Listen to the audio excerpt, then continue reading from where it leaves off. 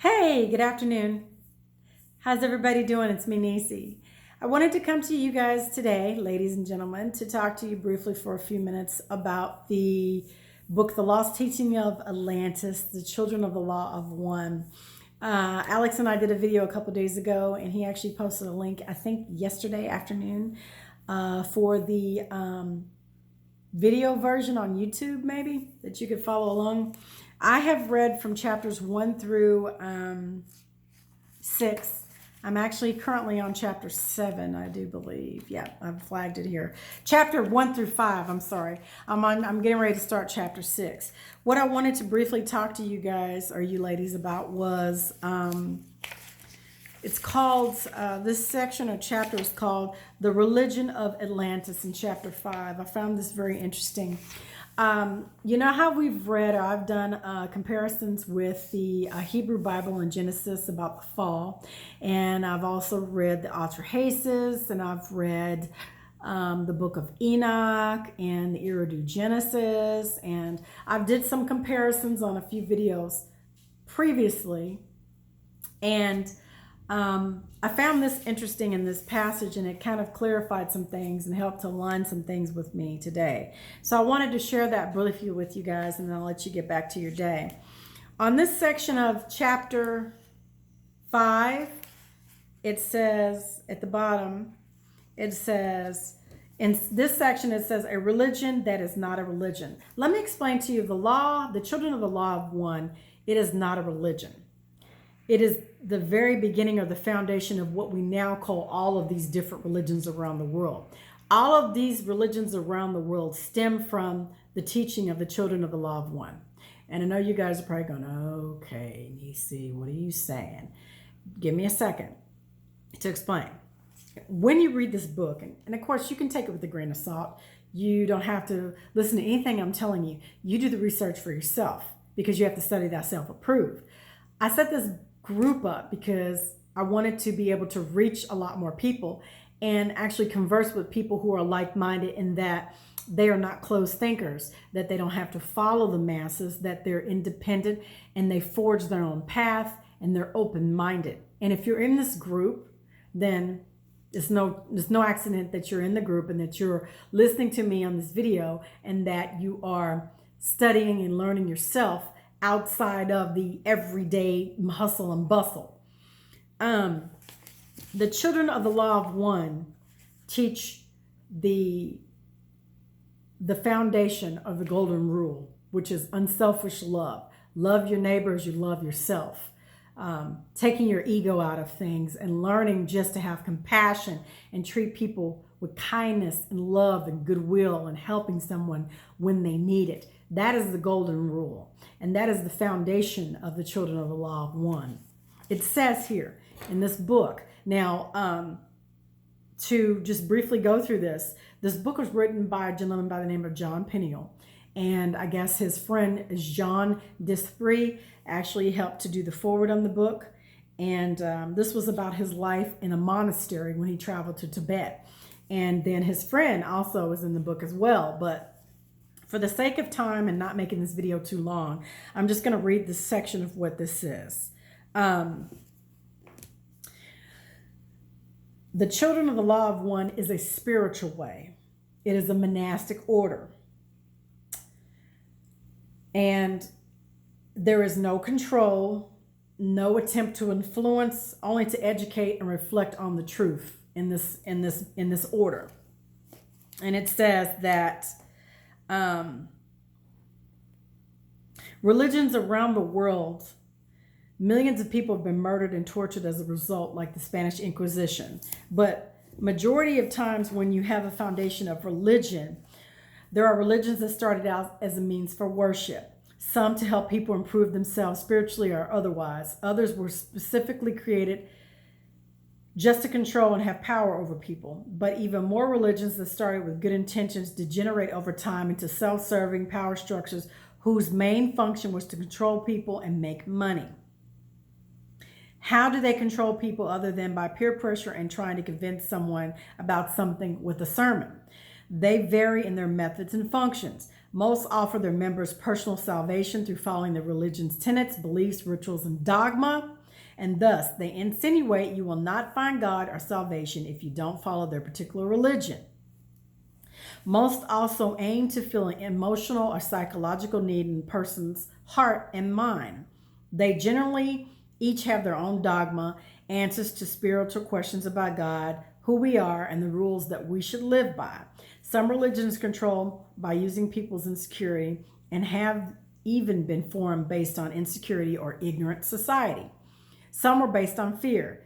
There is this fear of hell. Religion is kind of being the fire insurance for hell. There is the fear of God, which means that basically that you need to worship or serve a God or some kind of powerful supreme being, because you actually need to fear him. And if you don't, because he is powerful and has negative emotional attributes, commits atrocities when angry or jealous, and allows great suffering and disasters when he could easily stop them all. And that takes me back to where I had begun reading the Sumerian text and the Atrahasis, the Eridu-Genesis, the Enuma Elish, and it brings me back to this one group of beings, the Anuna, the Anunnaki, the sons of Anuk, Enki and Enlil, among other characters, other cast of characters. When I say this, I say it in love. Religion is a form of control, but when you start to research UFOs and extraterrestrial and government cover-ups and secrets, you go down this rabbit hole and you start to look at everything. And it's like, when it all comes back to it, from the very beginning, when we were created in these images of these beings, you got to ask yourself, why all this confusion and all of this control and lies and distraction? And I don't know, when you lay all of these things out in a puzzle piece and you form the picture, you see that when these ancient texts were written, they were talking about interacting with these beings. They were talking about what they experienced in the history over thousands of years in tablets. And history is written by the victors. So whoever was in control at the time had control of the religious narrative. And so that's why you have the canonical Bible put together in 66 books and left all the other books out. You only understand that and you begin to form this opinion when you've read like I have, when you've done the research, when you've went to libraries and universities and looked up scriptures, and you've ordered tons of books and you start to read and you lay a map out. You see that all the religions say one thing: they want to get back to the universal consciousness. All of them disagree on how to do it. And the reason why there is so much division is because when the children of the law of one came here, because of the fall, they went out all around the world. Various teachers went out, as it says in the Emerald Tablets, he was an Atlantean priest king of these beings. They taught humans the foundations of society. And that's why there's so much division now, because everybody has a different way of looking at the same thing. So, I just thought that was interesting and I wanted to share that with you guys. But quickly on the fall, and it says in this book, which I thought was very interesting.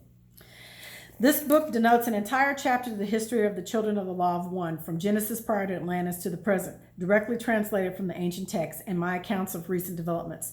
But in the following segment, it briefly describes the specific aspects of the history which led to the creation of the children. And it says, you've heard Darwin, you've heard Genesis, now you're about to hear another theory, the first one that made sense to me, and this is the author talking. And according to the Atlantean teachings, Genesis is actually a simplified, loose allegory based on this. The historical records start with the premise that there is one great being, God, universal spirit. that is in all things, including the universe itself. It divides, multiplies within itself to create us. Thus, our history begins with all of us humans, essentially being part of the one with the God and one with the God. The records describe us as being spiritual, angelic beings free to roam, create, and enjoy the universe. The teachings go on to say that our beginnings on this earth came into two steps: a first wave and a second wave of human and semi-human materialization into the physical bodies of Earth. At the time, we had the ability to instantly alter our vibration and instantly create anything we desired with a mere thought. It was in this way that we thought ourselves into matter, into material existence on this earth, which began our fall from our angelic state and oneness with God. You have probably heard of the mythological beings such as the Minotaur, Centaur, and Mermaid. The Minotaur had a bull's head and a human body, and the Centaur a human head and a torso with a horse's body. You may have also seen pictures of the Egyptian gods with animal heads and human bodies, or animal bodies and human heads like the Sphinx. In the Pacific regions, ancient drawings and carvings of bird-headed humans can be found on both sides of the ocean. Why do you think so much of this exists? Many legends and myths have been foundation in fact, and this is no exception. The ancient teachings from Atlantis reveal that such creatures did indeed exist, and that their origins were not what you might expect. They were the fallen angelic beings from the first wave of materializations on Earth. Fallen angels. And the reader is asking, you mean like Lucifer? Well, yes and no. You have a misconception of sorts. That is personalized concept from the allegory. The first wave of materialization was a total mistake. Author's note, it states, this will be explained in greater detail in the histories chapter. The first wave beings materialized as partly human, partly animal creatures. This is why in the story of Lucifer or various creatures, they were called devils or demons or whatever they appear as, horned, clove hooves, with tails. The fact is they were part goat. This is why goats have been associated with evil also. But evil is entirely a different matter. Think not that evil does not exist, but true evil disguises itself and points the finger at innocence. So Lucifer was evil. Not initially. The stories you have heard have become terribly mixed up. Even with the Bible originally paints him as a great angel, but there was no rebellion or defiance against the will of God until after the fall, not prior to the fall as is often depicted. It was just a mistake at first. And it says, try telling one person in the meeting hall a story and ask him to repeat it quietly to the next and the next person to the next until it comes back to you. By the time you hear your original story, it will not even be recognizable. That is why our teaching methods are so stringent. We must keep the truth straight and consistent, and this has been assured by our forebears. Getting back to primarily teaching today, there were more fallen angels than Lucifer, and they took many different part animal forms. For ease of description, we call them part human, part animal beings that fell into the physical vibration or matter during the first wave of materialization, humanimals. As soon as the first wave beings materialized in the human bodies, they suffered a great fall in the vibration from the previous spiritual angelic state of existence. They initially or instantly experienced a near total loss of consciousness, awareness, intelligence. In less than a twinkle of an eye, the consciousness that just moments before had encompassed the entire universe and experienced oneness with universal spirit God was virtually gone. The new limited consciousness of these pitiful creatures trapped them on the physical plane of the earth, where they had lived in ignorance and there were animal-like intelligent awarenesses. They were suddenly isolated from the universal God consciousness and trapped in lonely anguish of separate consciousness. The separate consciousness gave birth to a sort of separate free will, which was ignorantly used selfishly rather than in harmony with the will of God. Ultimately, they would also be trapped in slavery. Evil is spawned by selfishness, but later, even greater degrees of evil came about, which we will discuss at a later time. Yet all selfishness and evil has since mistakenly been blamed on these poor, unfortunate first wave humanimals. To be sure, some had horns and tails and cloven hooves, but they had been used as scapegoats and diversions in order for others, including regular humans, to avoid taking personal responsibility for the real evil and the real devil, which is the selfishness living inside each human who maintains separate consciousness from the oneness of God. Now, it says, remember we were spirits only, very fine, high frequency vibrational beings with no experience in the physical realm. These humanimals came upon the terrible fate because of the rapid, uncontrolled slowing down of the vibrational frequencies for purposes of materialization on their spiritual selves into the material plane of the earth. It occurred in a way that cut them off from the normal consciousness, like changing the dials on a radio to an area of radio frequency that had nothing to receive. Their internal radio of consciousness was no longer tuned in to God, which makes total perfect sense. It was a materialization that went too far, too deep, and too dense, slow vibrations in a physical plane. When the finer frequencies were cut off, they were left cut off from God and the rest of spiritual creation, and thus the consciousness of oneness of the universe, the conscious of God, the universal spirit. This left them with only a separate self-consciousness, the lost touch with the oneness consciousness of the universal consciousness. Then it says, why weren't we all cut off or lost and out of touch with God? And it says, the author says a couple of reasons. Some of us did not make this fall. Those who didn't fall were still in the angelic state and watched all this happen to the first wavers. Our Grand Master, Yeshua, Jesus, in his last life on earth, organized and led a rescue mission. With these great love and compassion, many of the other angelic beings who had not fallen decided to help the trapped first wavers, even at great risk of the same fate. They became what we call the second wavers. The second wavers knew they could only help the first wavers if they too materialized in forms that would allow them to work on the lost souls, the humanimal creatures, in their own physical form and dimensions. And the Grand Master and the various angelic volunteers knew that in order to do that, it would require lowering their own vibration towards that of the physical plane and subsequently lowering their consciousness to some extent. They knew that this was dangerous and they had to be very careful how they did this and be careful about how deeply they went into the physical matter, or they would become more trapped in limited consciousness just as the humanimals were. Thus, the ancient Atlantean teachings describe how the second wave became the first consciously controlled thought projection or materialization of modern human life on Earth, or at least they eventually became modern humans as they gradually solidified into the material plane from their spiritual or angelic state.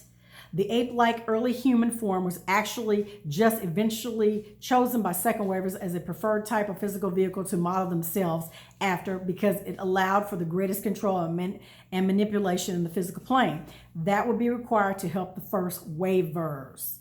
That is why the scientists cannot find the missing link, because there simply is not one.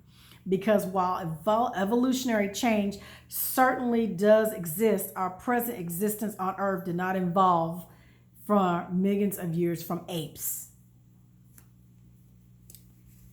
And that is why they have not found a direct ancestral lineage of modern man that connects the whole evolutionary of apes and cavemen types of semi-apes, semi-humans.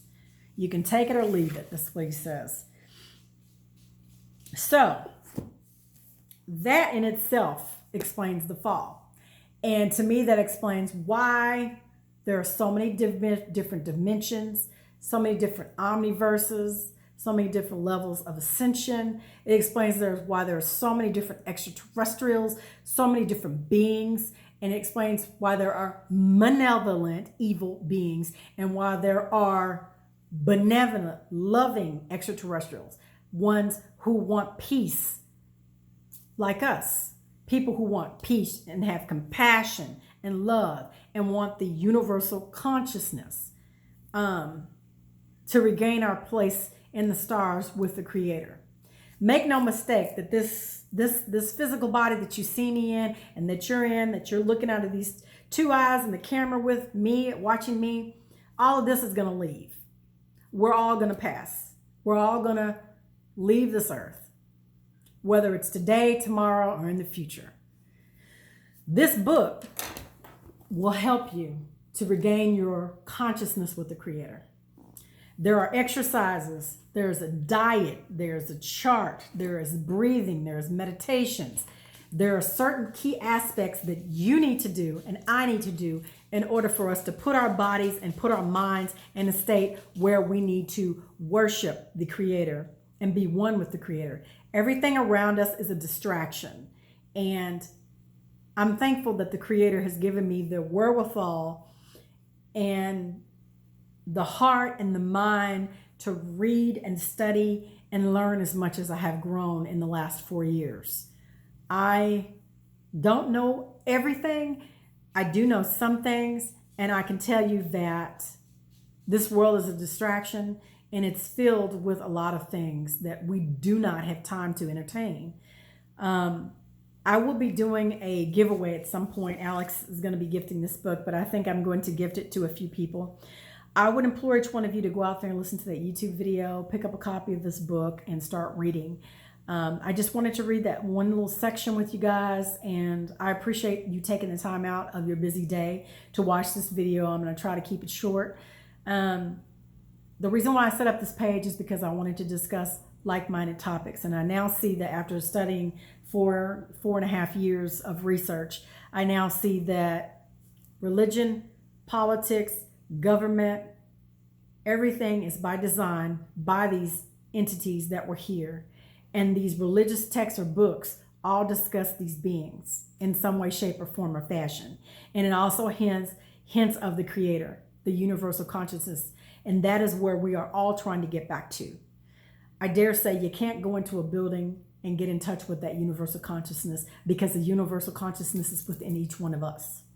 Not preaching, not spreading any fear, not bashing anybody for anything that they believe.